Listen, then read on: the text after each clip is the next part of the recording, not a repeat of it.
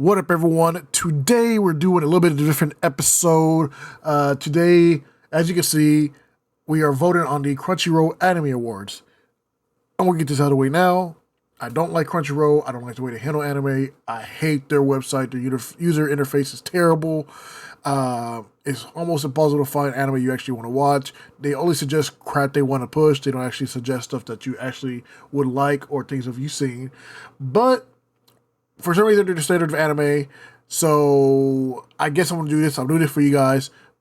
I also hate the way they categorize stuff and put stuff in certain categories, or when certain animes are nominated when they should be for last year instead of this year. It's stupid. But whatever. Let's go into the voting. Vote.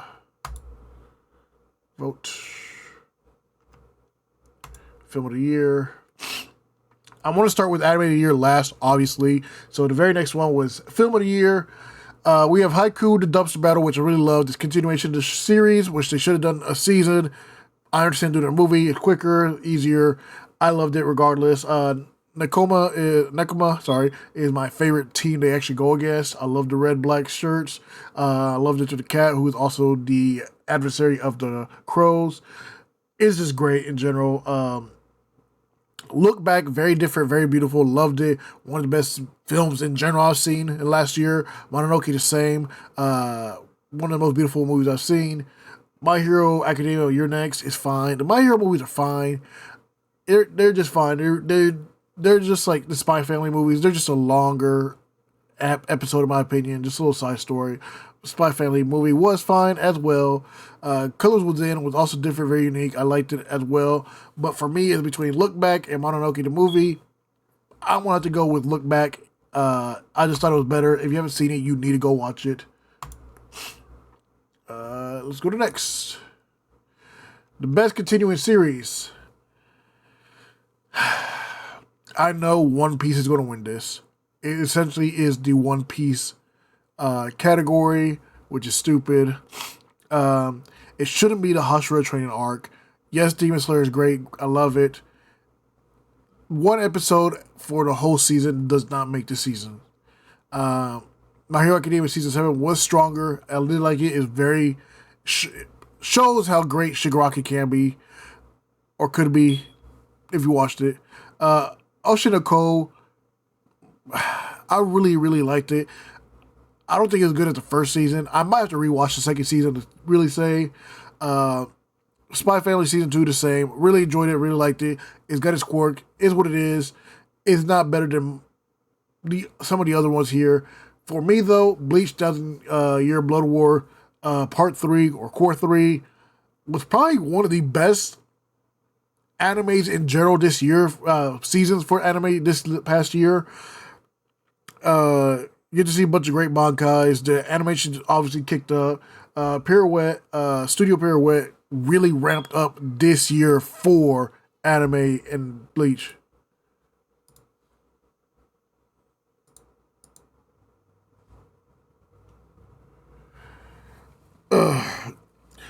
So, on this part, this right here is one of my biggest issues with Crunchyroll and their stupidity of categorizing stuff for the awards. So, you know how I skipped best or the anime of the year? Let's go back to anime of the year. Anime of the year.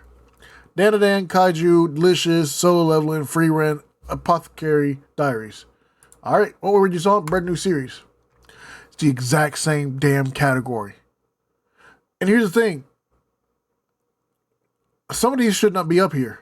Apothecary Diaries for Best New Series, Kaiju number 8, and Danadan. It really shouldn't be up here, in my opinion. We should have Windbreakers. We haven't had a really good delinquent anime. People love Tokyo Revengers. Windbreakers, in my opinion, is better than Tokyo Revengers, and it just being a simple, direct gang fight delinquent anime.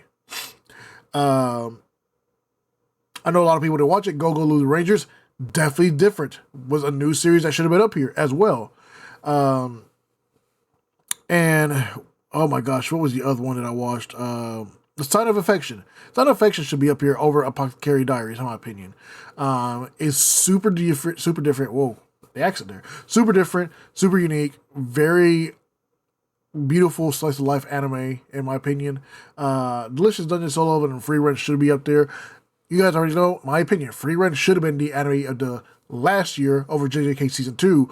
Free Run washes pretty much every anime that's come out in recent years. That's why they didn't put it on last year's category, put it on this year's category. Crunchyroll was afraid of Free Run outdoing JJK. JJK is quote unquote the most popular anime. We've proved that wrong. Solo Leveling has already proven that wrong. Solo Leveling is the most popular anime of all time right now. It's overdoing One Piece, it did over JJK, everything like that. But Free Run, from top to bottom, is the perfect anime on the same level of Full Metal Alchemist Brotherhood, in my opinion. So best brand new series, though, I want to give it to Free Run, but Delicious Dungeon did something for dungeon crawling animes and cooking anime that we have not seen. Combined them both in a great way. Very funny. Character development is amazing. Storytelling overall was great. Character designs, everything perfectly great. So I have to give it to Delicious Dungeons for what they did to be more unique. Solo Leveling is just a power fantasy. Free Run's a high fantasy. Apothecary Diaries is a drama, more or less. Dan, goofy shonen, whatever. Kaiju number 8 is kaiju shonen. Most of these didn't do anything really different, except for Free Run really did do something different in the high fantasy, as in the continuation of what happens after you beat the big boss and an elf realizing its immortality against other people's mortality. That's very different. So Leveling is just a high power fantasy, essentially like everybody else. Except that it'll start with him already being at a maximum of 100. He gets beat up, becomes better overall time and everything like that. He has to train to be better. There's going to be other anime that are going to be doing that. It did set the standard. It changed some of the formula, but it's still following the same formula. This one, Delicious Dungeon, is definitely the best new series that's come out in the last year. Netflix destroyed with this anime. That's why Solo Leveling broke up into 2 parts. Most of y'all remember, but when Solo Leveling was announced, it was supposed to be 24 episodes. They split season 1 and 2 up, and it was supposed to be one big season. It was actually getting beat by Delicious Dungeon on a lot of anime websites. Guess who didn't like that? Crunchyroll. Delicious Dungeon. My vote. Best original anime. This should be another one that has some of these, like, I love a lot of these. Metallic Rouge, I loved it. It started very high. It petered down a little bit, but it didn't actually, like, destroy itself. Buchigiri, it's fine. I liked it. It was overall good. Don't remember a lot of it over the last year. Ninja Kamui probably had the best, like, 3 or 4 episode continuation of any anime, and then just the budget just crapped the bed. It just fell out. Jellyfish Can't Swim at Night, to me, spectacular. It's one of my favorite, like, slice of life or girlfriend animes. I don't even know how they want to, like, categorize it anymore. Train to the End of the World, I don't believe I watched it. It was on my list and I just never got to it. I'm sorry. Girls Band Cry. If you like Bocchi the Rock, you'll love Girl Band Cry. I did like Bocchi the Rock. This is a really good anime as well. I wanted to give it to Metallic Rouge, but Jellyfish Can't Swim in the Night, just overall, from top to bottom, episode 1 to the last, was just, to me, the better anime. So I'm going to give it to Jellyfish Can't Swim in the Night. Alright, next. Best animation. So here's the thing. Best animation, I cannot front. I cannot lie. I cannot hate. The best animation is strictly Solo Leveling. No anime had better overall animation levels at all. Like, the choreography, the designs, everything fluidity-wise goes to Solo Leveling. Yes, there are some battles in Delicious Dungeons that were good. Like I said, one episode for the Hashira training arc does not make it fantastic. The rest of it was just average. There were some moments here and there, fine. Dan does not have great animation. I'm sorry. It doesn't even have great character design. I'm going to get flack for that. Whatever.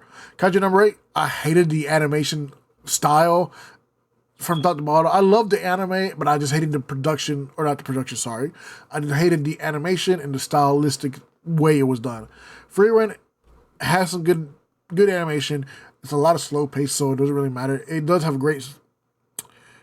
great in, I guess, background or ambiance of creating this fantasy realm. Excuse me. But Solo Leveling, easily, easily the best animation of the last year. That and Bleach Part 3, the Dozen Year Blood War, Part 3 would probably be the only one that would fight with it.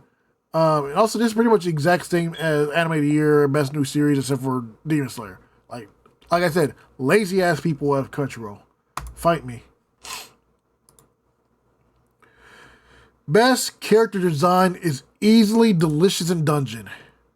Laos, Senshi, Marcel, Chilchuck, but not only that, the monsters, the cockatoos, the griffin, the gargoyles, the crimson dragon, the kobold, the kelpie, the fish people, the swordfish, razorfish, sorry. It was just from top to bottom. It will set itself aside immediately. The I know this is quote unquote sorry. I know this is best character design. The characters are all unique and different in themselves. Free Run is up there too, but a lot of the people sort of blend in together.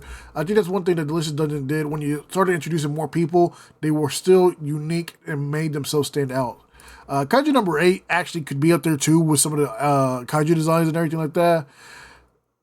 I mean, Demon Slayer is Demon Slayer. They're not really different. It doesn't really set itself apart much anymore. So I gotta give it to Delicious Dungeon.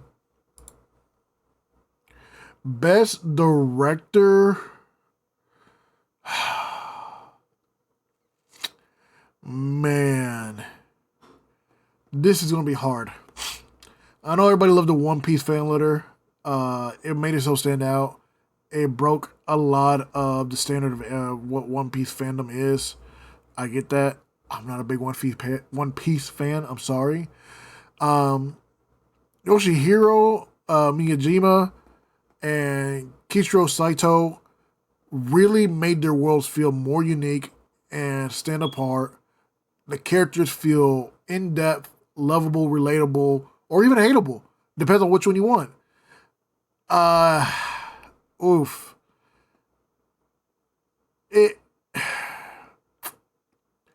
I might have to give it to Free Run for Best Director. It just says itself like I said. It's almost it is the quote unquote perfect anime standard level of Full Metal Alchemist Brotherhood. Does that mean it has its flaws? Yes. Does it mean it's 100% clean, flawless? No. But it's about as perfect as you're going to get. It's up there, like I said, with Full Metal Alchemist Brotherhood, which is almost the most perfect anime as well. Same reason. Great character development, great story, great ambiance, great settings. Just character-wise, everything is lovable or hateable, and you just feel it all the same. Best background art. Pluto? Ooh, that's another one that when did Pluto come out? Did it not come out in 2020? Let's see. Pluto anime came out in 2023. Hold on.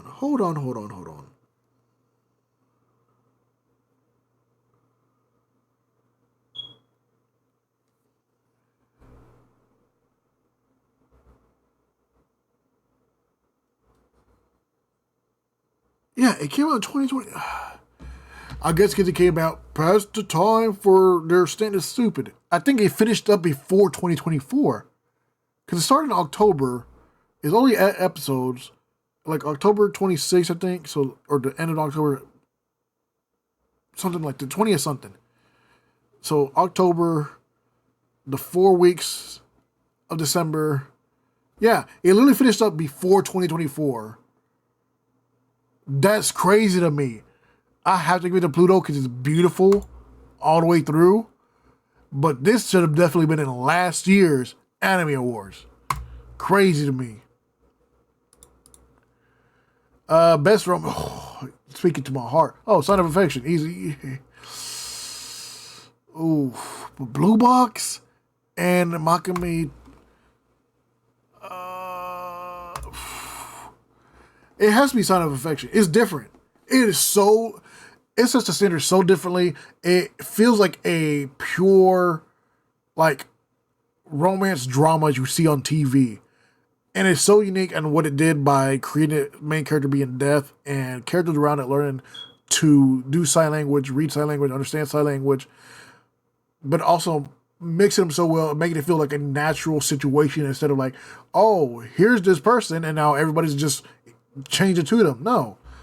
Sign of Affection needs more love, needs more affection. Best comedy is Mashal. And I know people didn't like season 2 as much as season 1, but the comedy in Mashal is just so different. It is what One Punch Man should have been and the way they did it, but no. Like, you can have a serious moment, but its goofiness is just so 100%. I love it. And I know people are going to say Konosuba, because Konosuba is the funniest thing ever in the world. Blah, blah, blah, blah, blah, blah, blah, whatever. And Spy Family is cute, quirky, goofy, it's silly, and it has its stuff. But no, Mashal is the standard of such, it's just such a high standard of comedy in the timing, in the jokes, everything. The situational setup and everything like that. It's Mashal. Best action anime. Oh, boy! If this is the only category Windbreaker said and then voted. Best action? It is just straight action. It is a delinquent action anime. Shonen, it's just regular shonen. Dan is not, I guess, whatever. It has its moments of action here and there. Solo Level is power fantasy, so it's all straight fighting and world building. Kaiju number 8. But Windbreakers though? Nah, y'all insane if you're not voting for Windbreakers for best action. The choreography, the storytelling, characters, bruh. This should have been in character design. Cause my boy Sui over there with the eye patch, hey, I'm a sucker for characters with eye patches. That's my thing. Best Isekai, I don't care about Isekai. I don't. I will never vote for Mushiko Tensei, whatever, for its creepy pedophilia. I probably have to believe that. I don't care. If you like this anime and you're just okay with the old dude liking his like 14-year-old cousin, get out of here.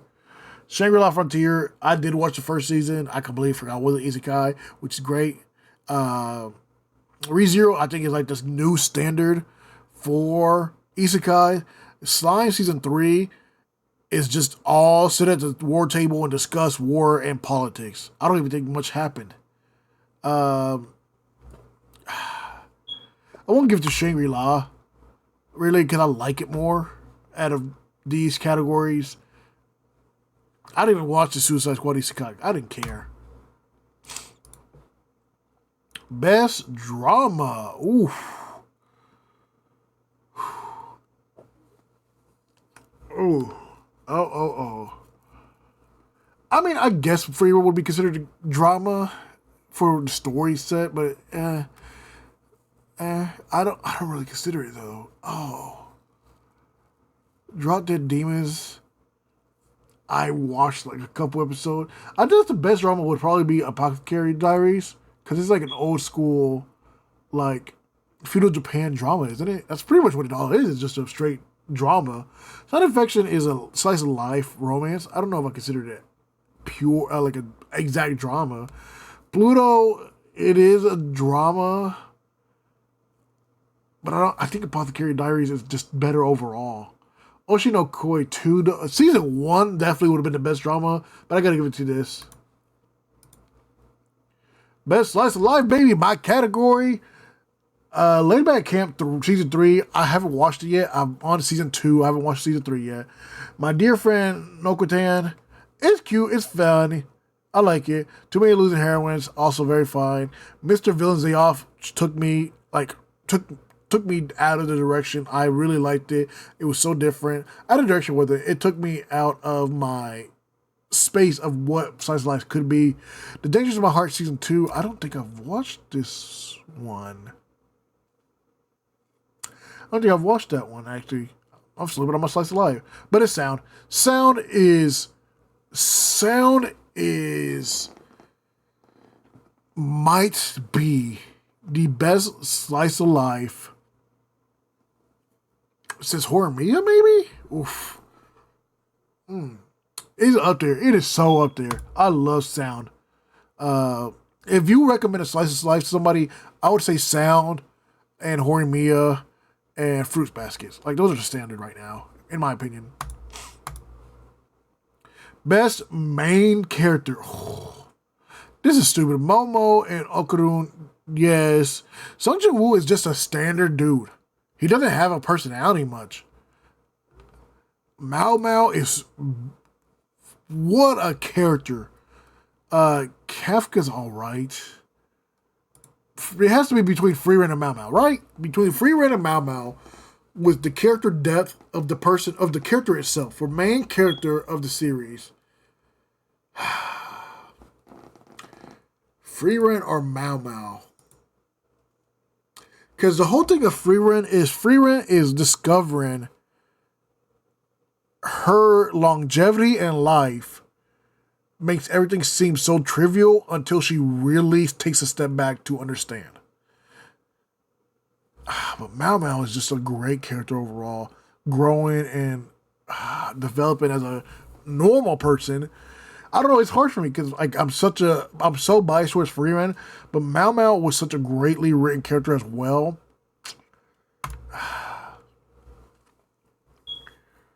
Man. Flip a coin. Always keep a coin at your station. All right, so heads. Oh, there you go. Heads is Freeran. Tails is Mao Mao. I want to do the catch and flip. Oh, shoot. I'm going to put it right here so you can see me not... I'm not even going to flip it. I'm going to just raise it up and show y'all. Light, get out of the way. It's heads. So it's Freeran. This one is a flip of a coin. Like, it really is. Mao Mao and Freeran are just probably the two best main characters this year. I'm trying to think. Hold on. I'm trying to go through my animes in my head. Yeah, they're probably the best two. Them and Laos. Or Laos. Because Laos learns a lot. Like, he's autistic, let's be honest. And he's so hyper fixated on the monsters, but he also starts learning about the cultures around him and the people around him. He even learns magic just in case. Like, he's trying to evolve as a person himself. I feel like I think Momo and Okarun should have been put in together one, and Laos could have been put in one of these. He may not have won it, but he still should have been given a nod. Best supporting character. So, Fern. Here's another. See, look at this. And I'm mad that there's two also, because Himmel is technically in multiple episodes because of the flashbacks, blah, blah, blah, blah, blah. He dies in episode 2. He is the catalyst of Freeran discovering what true mortality is because of her longevity in life. Fern is by far the best supporting character because it gives her someone else to love, appreciate, and grow with, and mentor. Jinshi, boy, you came in the wrong year to be on part of this category. Senshi is the glue that holds that whole group together. Facts. Also the reason why they're able to survive. Facts. Turbo Granny, not really. I hate that Turbo Granny and Hot Granny. Like, these two shouldn't have been done. Like, it should have been Seiko. Turbo Granny should have been in there. Himmel should have been there. Senshi could have been there. Marcel could have also been there. In general, in my opinion. Genshi, I'm sorry, bro. You're going against Fern and Senshi. I have to give it to Senshi. Senshi is, like I said, he is the actual continuation catalyst for the group survival. Teaches them how to what they can eat, and then we teaches what they can eat. Teaches different ways of cooking, also different ways of surviving, which they all couldn't have done. He also helps every character grow and develop in certain ways. Chilchuk, especially by teaching Chilchuk patience and understanding that some things aren't. They're not all exactly pinpoint fixated. It has to be him. It has to be. Must protect at all costs is that's pretty much the Anya Forger category, which yes, every year, cute, lovable little child. Everybody, Senshi doesn't need protection. It's against Griffins apparently, but and Kelpies. Freered definitely doesn't need protected. That's crazy. And I get protect at all costs means like we can't have anything bad happen to them. That's the whole point of free rate is that bad stuff are happening around her and she's learning to deal with it because she's understanding what reality actually is. Okudun is no, he's not a great character to begin with. Yuki, yes, but because she's deaf and also very she like gets lost in her own head a lot. She might be up there. Hojo from Lucid Samurai, maybe, but it's the Anya Forger category. This should also just be called the Anya Forger category, and then after this, they should retire her from being nominated. Best anime song, ooh.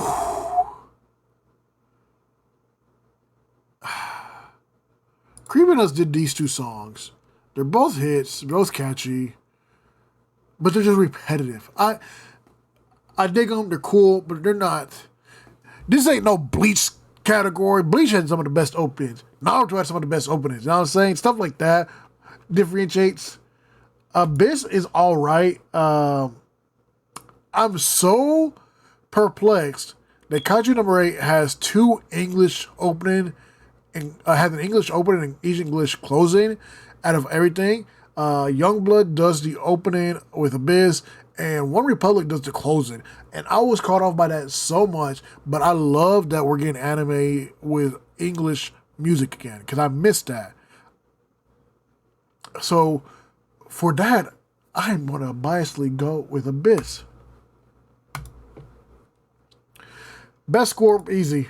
Bleach. Bleach has the best OST out of almost every single anime, period. It's not even a question. I literally will go on my phone, put my earbuds in, and listen to Bleach's OSTs. Some of the background music, phenomenal. Naruto has some good too, but Bleach I think is the most 100% one. Best opening sequence. So best opening sequence isn't the best opening song, but the best stuff that's happening during the song. Like the opening title sequence, I guess. Or not opening title. What the music video for the opening of during the anime is the best way I can explain it. And it should go to Windbreakers, to be honest. But I want to give it the level because, I mean, like I said, the animation is phenomenal in Solo Leveling. Best ending sequence, I'm sorry. I'm going to go with my biasy on that again. Best voice artist performance in Japanese. I watched very few anime in Japanese this year. I don't think I watched any of these in Japanese this year. Because Dan, The Listening Dungeon, and Apothecary Diaries all came out together with English and Japanese, right? I can't remember. I only watched Free Read in English. I didn't even watch, what the hell is this? Brave Bang Braven. Oh, this is the mecha anime that I was told was really good and different from what the current, or Gundam and stuff. Oh, excuse me. I completely forgot that came out. It came out in February or March during that crazy season where so many other animes came out.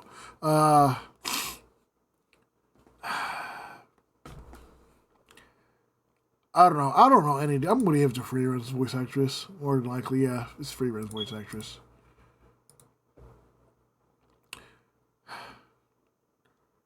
All right.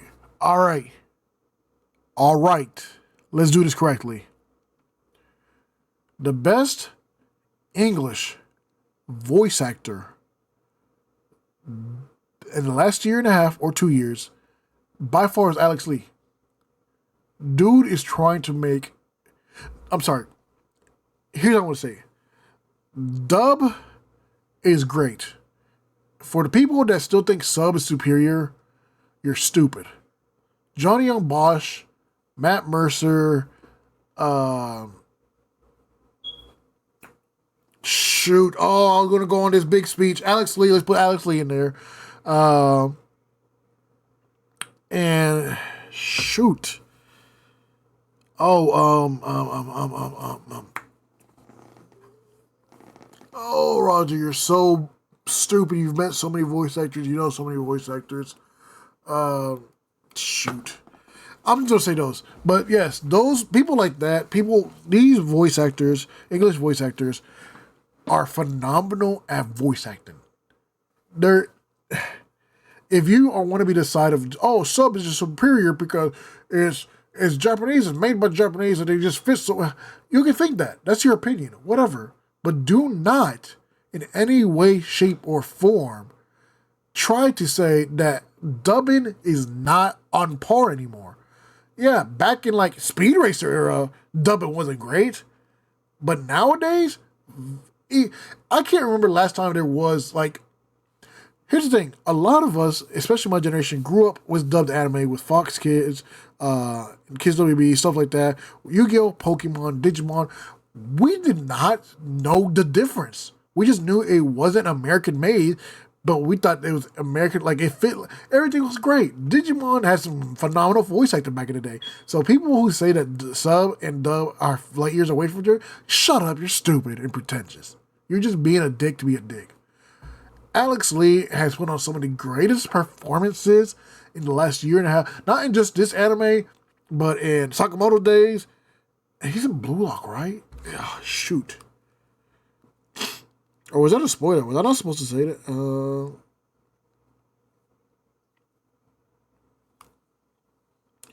I know he's in Mashal. Tokyo Revengers, yep. Was I crazy in thinking that he was in?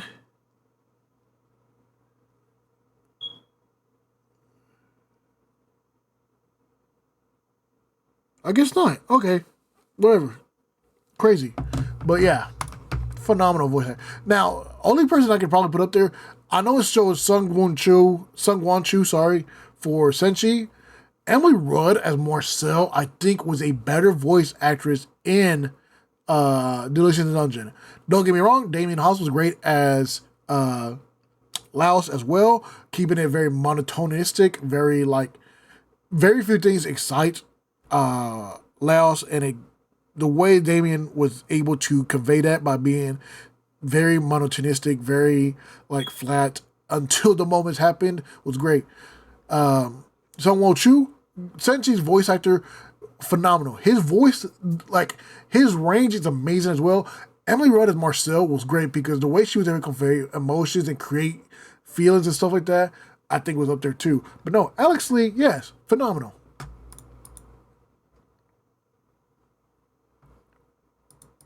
Oh, was that the last one? Okay. Yep. Anime of the year. Anime of the year last year should have been Free Run. Easy over JJK season 2. I know they're not going to do that. I know they're protecting JJK. Is their fucking golden goose or whatever it is that's saying. I would have said Delicious Dungeon because Delicious Dungeon to me is probably the best anime that they come out in actual 2024 to 2025 range. Soul 11 is good. It is what it is.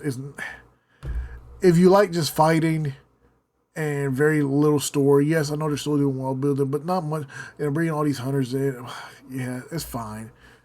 Solo Leveling is what it is for the animation and fighting. I get that.